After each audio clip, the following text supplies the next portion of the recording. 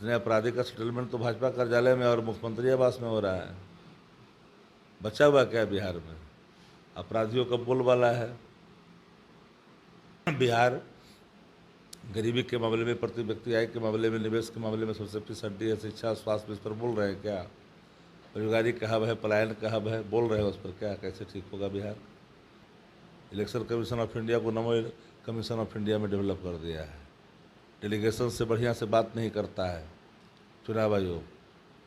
बरसात के समय में चाहता है मतदाता पुनरीक्षण करना। जी, आप कहा कि लालू परिवार ने बिहार को सिर्फ ठगने लूटने का काम किया है, परिवारवाद दिया है, भ्रष्टाचार दिया है। हमारे साथ बातचीत करने के लिए आरजेडी के मुख्य प्रवक्ता शक्ति यादव हैं।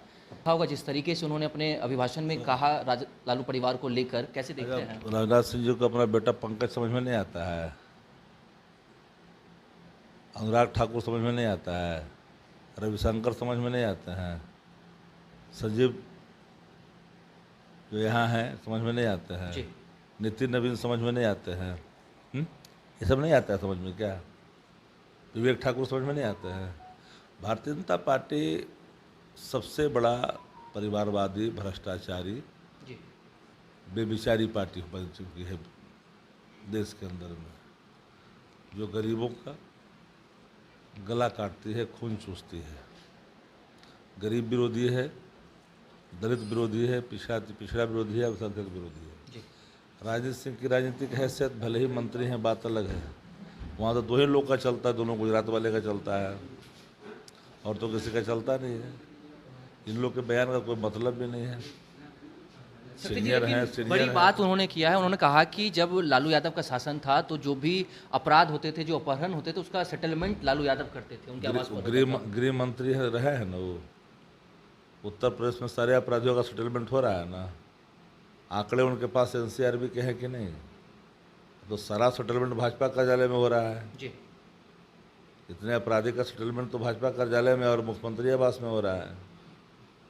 बचा हुआ क्या है बिहार में? अपराधियों का बोलबाला है।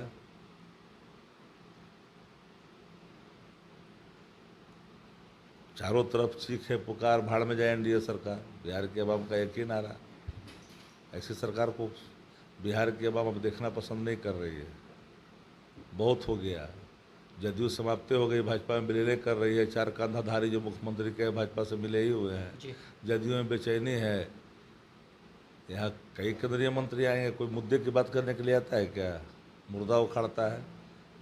मुर्दा की राजनीति करने वाले को मुद्दे की राजनीति से डर लगता है। बिहार गरीबी के मामले में, प्रति व्यक्ति आय के मामले में, निवेश के मामले में सबसे पिछड़ी है। शिक्षा, स्वास्थ्य, इस पर बोल रहे हैं क्या? बेरोजगारी का हब है, पलायन का हब है, बोल रहे हैं उस पर क्या? कैसे ठीक होगा बिहार? भविष्य विकसित बिहार कैसे बने? इस पर कोई बहुत बात करने को तैयार है क्या? तेजस्वी यादव जो बातें कर रहे हैं, जो वादे वो कर रहे हैं, जनता भरोसा दिखाएगी इस चुनाव में? जनविश्वास और जन आकांक्षा का प्रतीक है तेजस्वी यादव जी। उन्हीं पर भरोसा ही रह गया है जी। इन सब लोगों ने भरोसा तोड़ा है आम जन का। अब तो डेमोक्रेसी को समाप्त करना चाह रहे हैं। इलेक्शन कमीशन ऑफ इंडिया को नमो कमीशन ऑफ इंडिया में डेवलप कर दिया है। डेलीगेशन से बढ़िया से बात नहीं करता है चुनाव आयोग। बरसात के समय में चाहता है मतदाता पुनरीक्षण करना। जी।